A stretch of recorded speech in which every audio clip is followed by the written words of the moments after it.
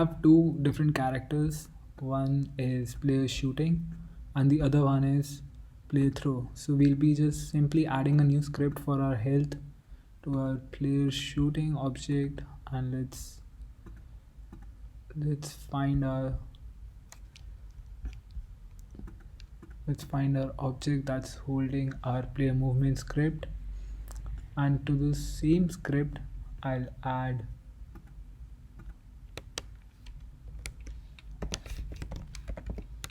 health handler or health script.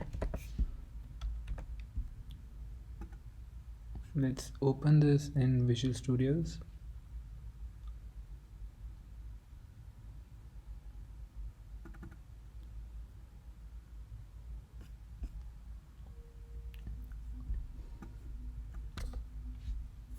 So start would be simple. We just make an integer, or instead let's go with float health. In start we can give some health to our player, but for this, for setting up our health, I'm gonna make an enum class, because we will be giving different health to our different characters, different amount of health. So let's make a new script, health enum, and let's make an enumerator. So I'll remove mono behavior, I'll remove class. Instead of class we'll use enum, and inside this enumerator, inside our enum, first I'll say if we choose our shooter, if it's a shooter character, then our health will be 2000. Otherwise, if it's a thrower, then it's gonna be 1500. So right now we just have two characters, so this should do the job. Let's go to health. Let's check if in here, let's do now for passing it. Now the way we are going to check if it's a shooter or let's say a thrower, I'm just gonna make a serialized field for that, and we're gonna select our health enum, and let's say character, like what kind of character is this, right? So if it's in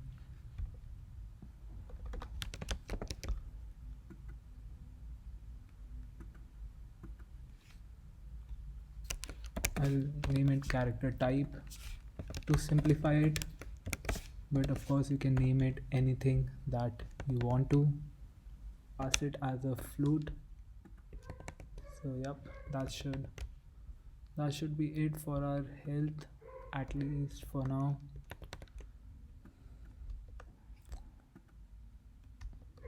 Okay, let's go back.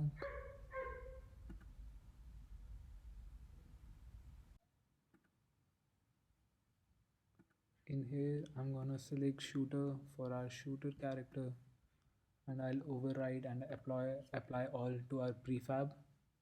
Let's delete our player shooter prefab, and now let's get our player thrower in here, and we'll do the same thing. Basically, I'm gonna give it our health script and select thrower in here. Alright, just override again, apply all to our prefabs, and delete this from our scene as we are instantiating it in our lobby scene. So now let's debug our health to see if it's working. I'll just debug.log health.toString. At this point we are ready to test it, so I'll go back to my lobby scene.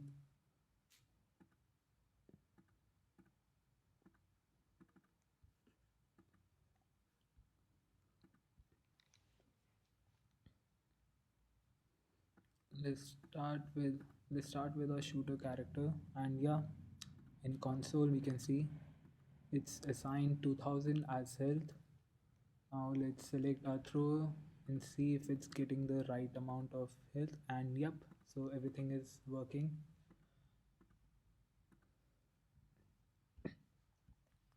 Now we want to decrease this health when an object collides with our player.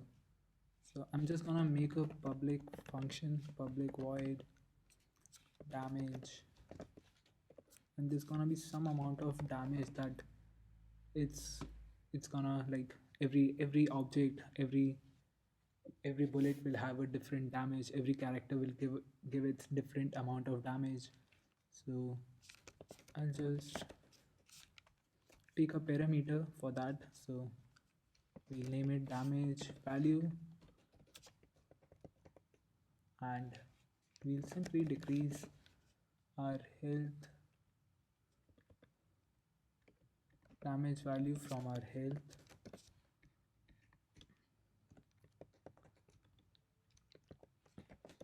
In here we can also check if our health is less than equals to let's say, yeah, 0. So if that is the case, then we just debug.log for now in our console, and I'll just say player died.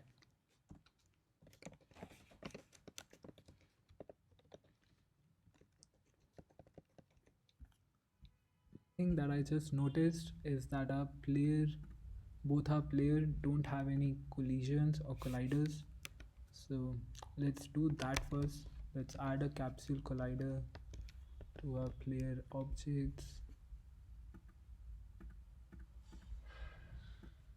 I'm gonna resize it.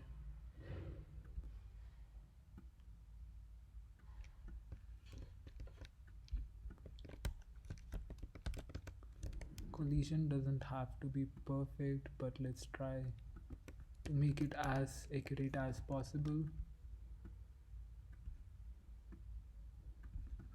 This looks fine for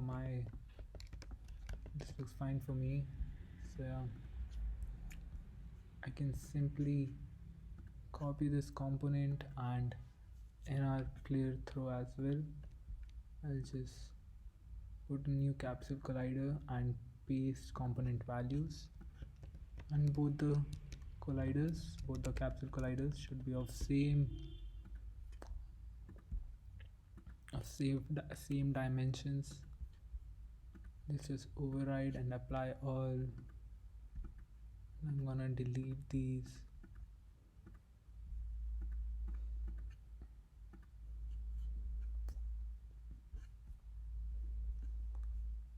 At this point in our bullet script and bullet throw script, let's start with bullet script first. We can check if the collision.transform.tag equals to enemy, and I already made this comment that we are going to decrease health. So let's do that. Let's, instead of enemy, I'll just use the tag player.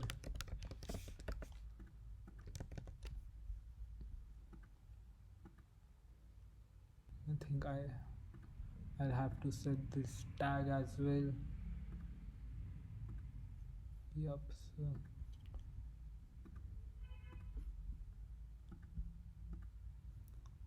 do the same for a player throw object. Now in here we can simply get the component our health script component. So let's do get component health script, and we want to do this to our player. So in our case it's gonna be collision.transform.get component, and in here itself I'm gonna just call the damage, and for the float we'll just set some value that fits our character as our bullets.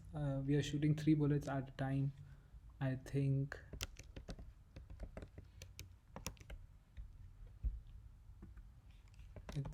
let's go with damage equals to 300 for now, and I'll just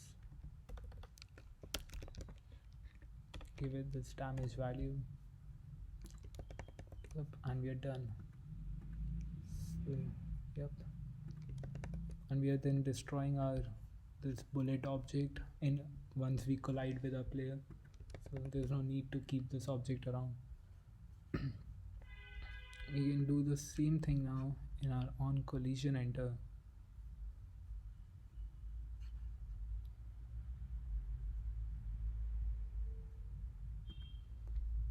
We are destroying this object in a enumerator, and the damage is a bit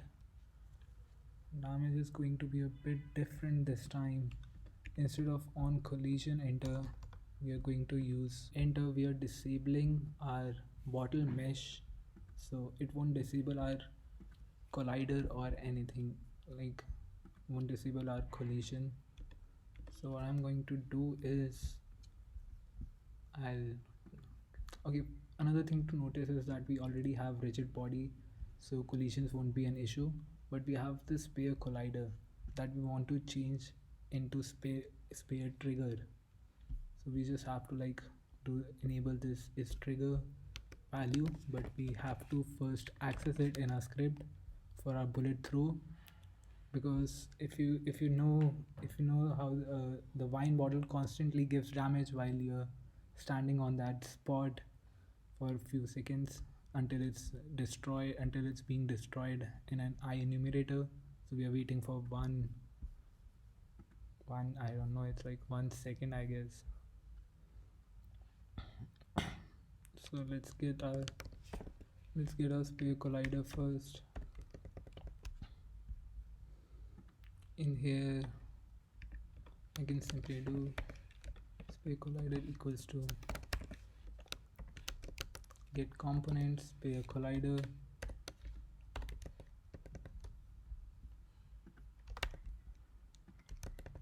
okay, and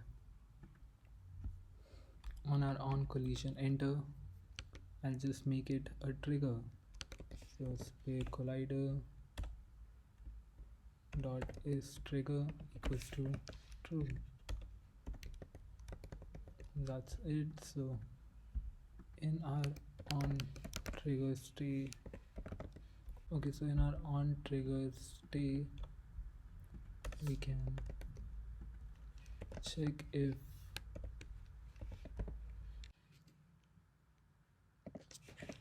get component is script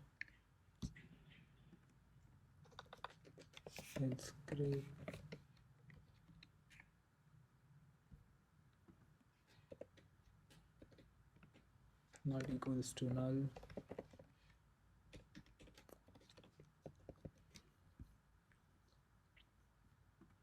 Then we'll just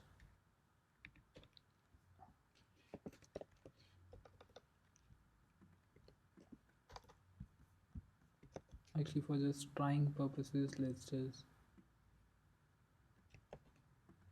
give some damage.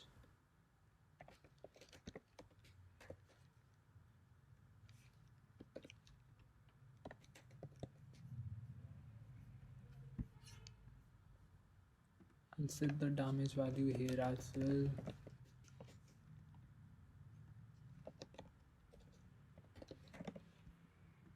Flow damage value.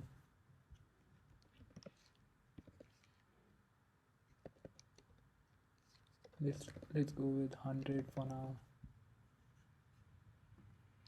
and let's pass damage v as a parameter. Okay, so this should work. So in our bullet script we did 300 damage, and in here we are going to do 100 damage for as long as player is gonna stay on a trigger.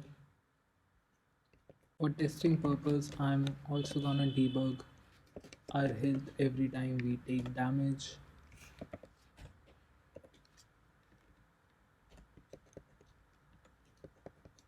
Okay, that's done.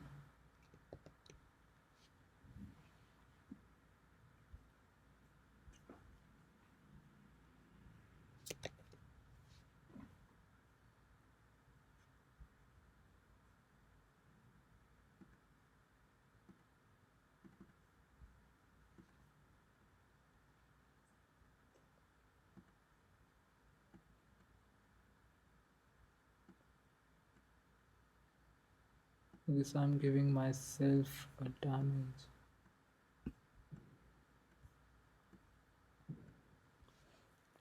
You can see the health just keeps on getting, keeps on decreasing, and we got player died at 0. And the reason why we are not able to throw this fine bottle is because our own player's collider is interfering with the bottle. So I thought that might happen, but let's try with our shooter. Okay, so our health is getting decreased as well here as well, and see we got player died. So it's working, but it's not the best thing. Of course, like it's not even a game right now. So what we want to do, it's radius of our collision. We can see that we can this where is it? Yeah, so we have radius of 0.23 something. So we'll, it's pretty simple.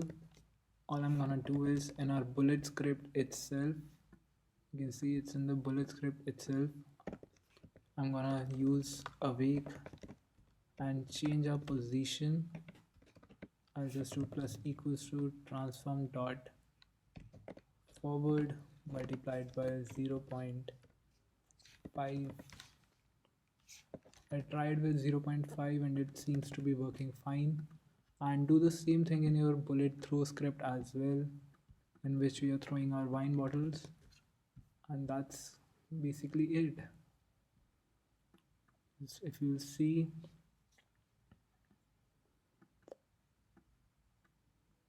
we are not giving ourselves any damage now.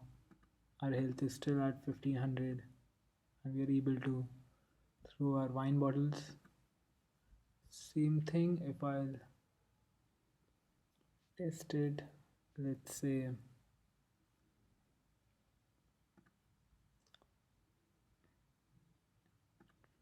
with a shooter character, and you can see we're not giving any damage to ourselves. But of course, like this one thing that I want to show is that if I'll select our thrower and if we like, you see what just happened there.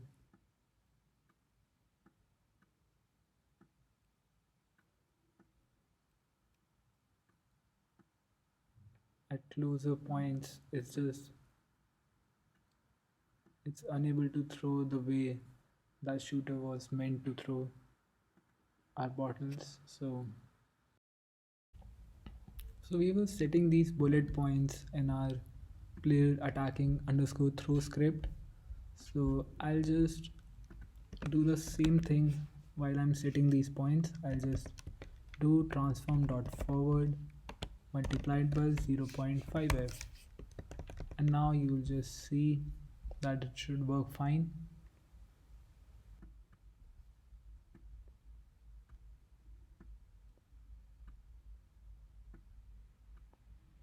But of course there's this one issue, that if we'll move on our object, you'll see we just got tons of damage there. So yeah, we'll fix this later on, but for now you can see that it should be fine. We'll fix all this stuff when we are having like our player when we like make it into a multiplayer game. So yeah, for now this is it. One major thing that our players are missing right now is that we are not visualizing, we are not giving any visual representation of this health. So I'll just go to a canvas and I'll basically add a UI to it, and it's gonna be a slider.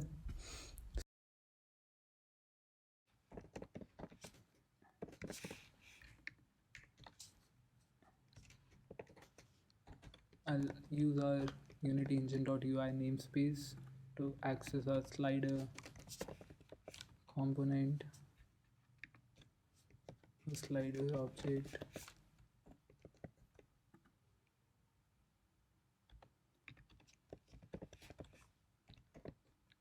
Slider.max value, we can set it as health.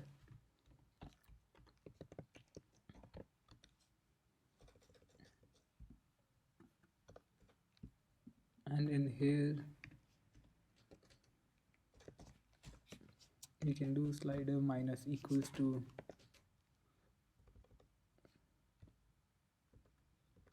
slider dot value minus equals to damage value. We can just simply say that it's equals to our health, as we're already doing that to our health. And over here as well, we wanna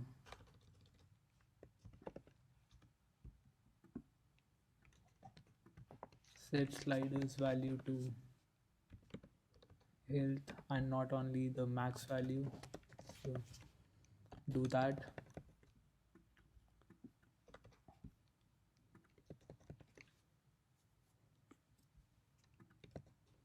Basically this should do the trick for now.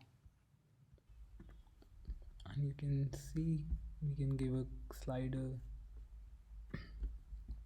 to a health script, do that, override it to our prefab, because we are taking damage.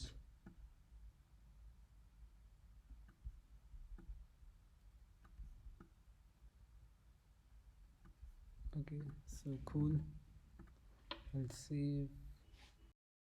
Giving lot of damage in our on trigger enter. So and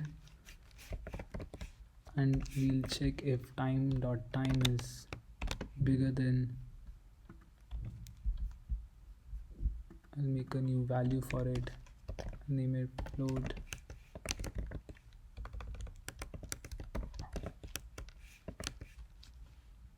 Damage t,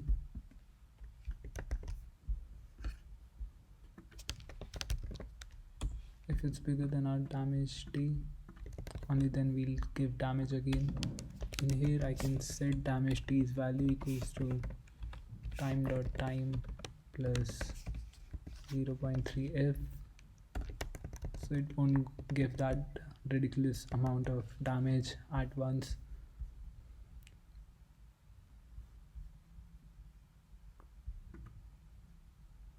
If I'll just save and go back to our game,